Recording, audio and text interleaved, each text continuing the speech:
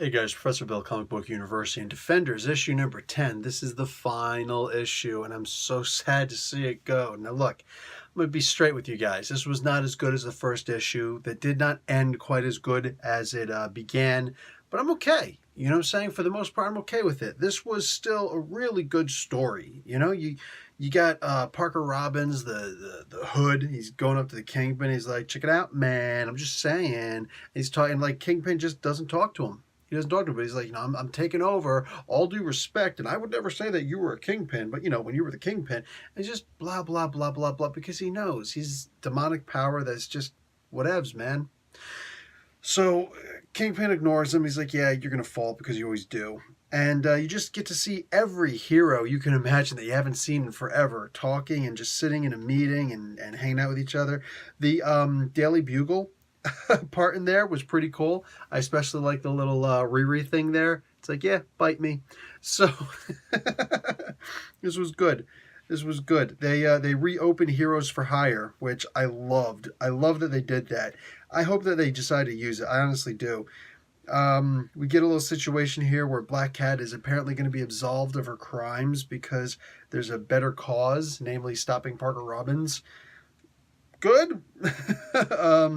They go after the Hood at first, and they don't succeed. They get their butts handed to them, and a very, very cool thing happens here. They take away his cloak. They take away his guns. They didn't take away the amulet though. And he turns and he looks at them. They're all like, we disarmed you. Aha, we got you. He's like, you do, of course, realize that the guns were just for show, right? They're like, wait, what? And he just goes, shoo, and superpower blows them right out of this skyscraper that they're in. They fall into a swimming pool because, yeah, they would survive that. Anyway, it's a high rise at the very least. Whatever. They're up like about at least 10 stories, maybe more.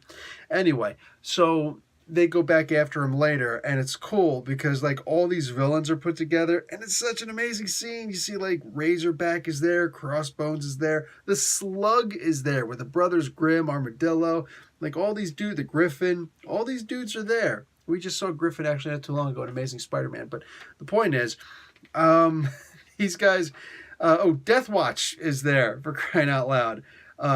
Scarecrow, I see him there. And yeah, just a whole bunch of people. And at the end, you just get this really cool scene where, they call into him and he's like, you think that, the four of you can beat us? And Jessica Jones is talking and says, well, maybe not the four of us, but, and we get to see this totally amazing picture. And it's cool. And did you guys notice the gargoyle in the back? Sorry, I have my favorites, just like from way back in the day. You see Deadpool there, which is cool. Miles is there. Of course, you got to have Miles in one of the Brian Michael Bendis books. Storm is there. Older school Doctor Strange is there. Ronan is there, which is totally awesome. Cable just shows up at a time. And even one of the night nurses is there, which I think is really cool. But Panther shows up, Howard the Duck, Old Man Logan. But no, most especially, and Valkyrie. But more importantly, Gargoyle is there. I love that. We got to get Gargoyle back. You know what? That would be cool. If Marvel said, hey, Professor Bill, would you like to write a book about some character that most people don't know about? Like, yeah, give me the Gargoyle. Yeah, Marvel's version of the Demon Etrigan. I'm down. Anyway, I'm going to give this comic book a B+.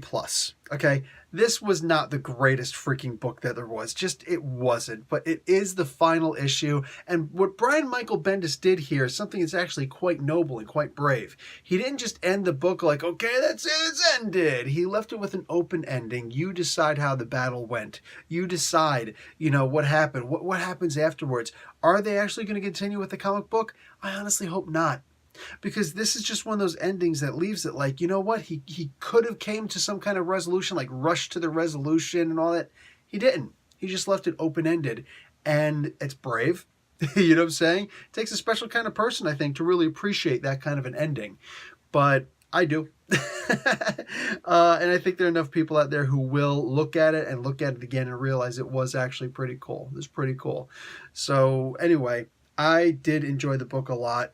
Really good run. Brian Michael Bendis, thank you so much for making just one of the hands down best books that I've read in a really long time. The Defenders was just something wow. Like, oh, the new Defenders is out, yay! And it's a shame that it only went to 10 issues. I think more than anything else, I really wish I could find out where he would have gone with this. Where he would have gone with this Defenders comic book. Man. Anyway, guys, that's it for me. Professor Bill, Comic Book University. Class dismissed.